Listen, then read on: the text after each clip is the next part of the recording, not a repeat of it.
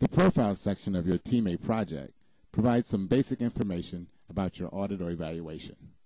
It also allows us to sort and report on some valuable categories, such as the type of project, audit or evaluation, or projects that were requested by a congressional member, or where projects are in their life cycle. A project's profile is used to record information specific to the project for searching and reporting in Team Central. This video will show you how to properly complete the profile section within your teammate project. I am using a sample project for this illustration. First, click on the Profile button on the standard toolbar. The Profile section is broken down into the following tabs: General, Team, Schedule, Objective, Background, Scope, Contacts, Summary, Status and Milestones, and the Custom tab, which is currently not in use by our organization. Under the General tab, several fields are completed when you create your project: the project code, project name, and entity.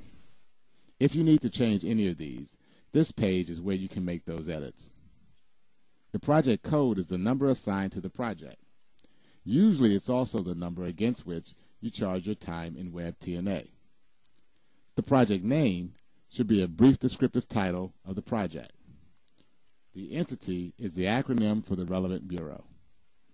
In our video, Creating Projects, you will learn more details about these three fields and how they should be completed. Click on the drop-down menu for Group. Select the group responsible for completing this assignment. Considering resources are shared between groups, this may be different from the group you are currently assigned. I'll select the Office of Audits. Next, click on the Type menu and select the type of review being conducted. Is it a program audit? Is it an inspection? Are we expecting to issue a letter in response to a member of Congress? Is it a FSMA review or one of the other options? I'll select Program. Where the work is completed or conducted is on the Location field. If, for example, you are evaluating NOAA's Severe Storms Laboratory in Norman, Oklahoma, you would select Oklahoma. If your review is nationwide, then you would select Nationwide. I'll select Nationwide.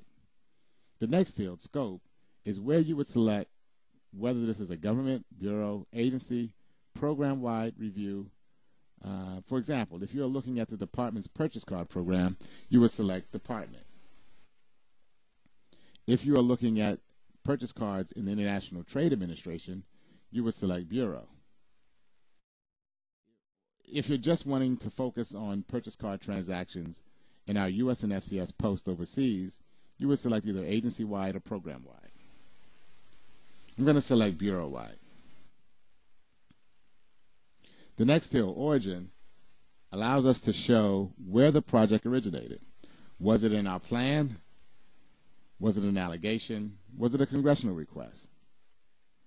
I would imagine that most of the work will fall under the category Audit and Evaluation Plan. The last field, Staff Type, indicates the typical staff type needed for this project, although most projects would have combinations selected. There may be others, such as financial statements audits, that would select financial, or FSMA, which would select IT. I'm going to select Auditor. The next tab over is the Team tab. Most of the things in this tab will be discussed in our video, How to Add Staff to Projects. However, I would like to draw your attention to the Project Ownership area. This is where you would need to select who is the project manager and possibly team lead. This is important as there are some functions that only one of these two titles can perform. Simply click on the drop-down menu and select from the available choices.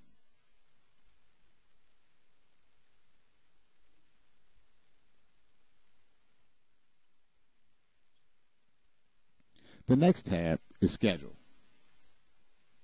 You will enter when you expect to start and end the project. Don't worry about the project cost area because we're not currently using the Teammate Time and Expense Capture module. Simply click on the button and select the date.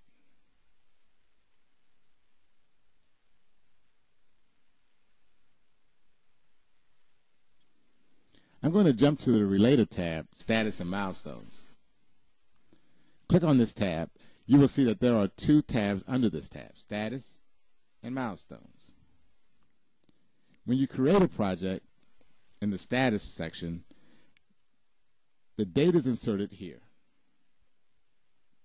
Once you initialize a project, meaning once you make it possible to sign off on procedures and work papers, the date is entered here.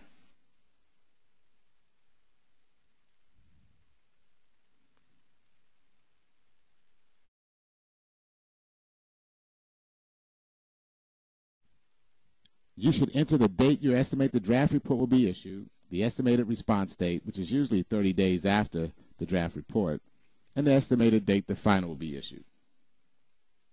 These are typically found on the Job Start form.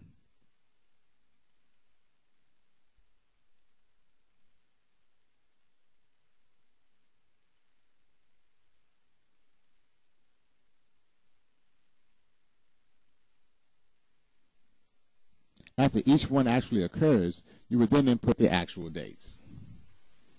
On the Milestones tab, these are the milestones presented by John Bunting and Crash during their presentation on audit process. Simply input the dates here when they occur.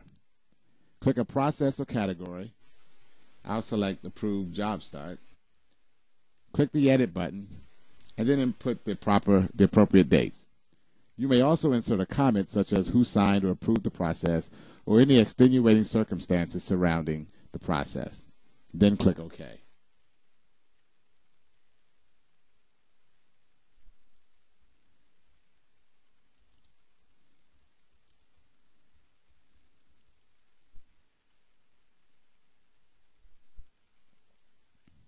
For the three middle tabs, Objective, Background, and Scope, you should be able to take this information directly from your project start form.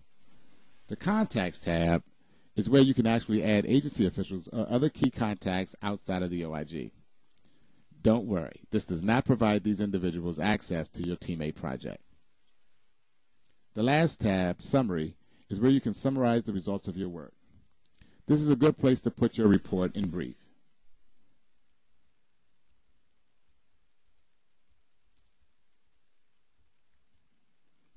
The fields for funds to be put to better use and question costs are generated automatically based on the funds to be put to better use and question costs identified in the Issues area. You can view the video How to Add Findings to the Issue area for more information on this one. Thank you for viewing this video. If you have any questions, please contact the Teammate Champions at teammatechampion@oig.doc.gov. Thank you again.